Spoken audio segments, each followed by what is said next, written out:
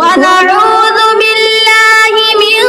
شرور أنفسنا ومن سيئات أعمالنا من يهده الله فلا مضل له ومن يضلله فلا هادي له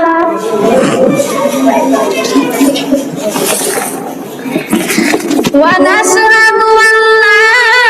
إله إلا الله وحده لا شريك له ونشهد أن سيدنا ومولانا محمدا عبده ورسوله صلى الله تعالى عليه وعلى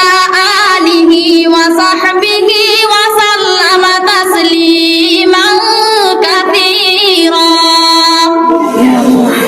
أما بعد فإن أصدق الحديث كتاب الله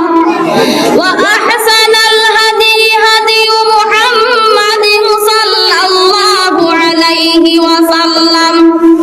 وشر الأمور محدثاتها وكل محدثة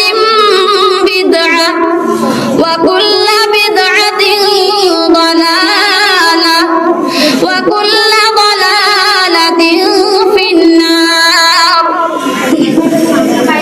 وبالسند المتصل منا إلى الإمام الهمام الحافظ الحجة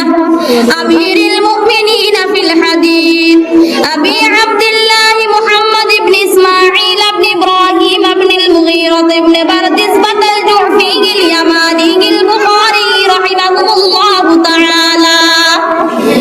ونفعنا بعلومه وفيوضه آمين بسم الله الرحمن الرحيم قال باب كيف كان بدء الوحي إلى رسول الله صلى الله عليه وسلم وقول الله عز وجل إنا أوحينا إليك كما أوحينا إلى نوح والنبيين من بعده وبه قال حدثنا الحميدي قال حدثنا سفيان قال حدثنا يحيى بن سعيد الأنصاري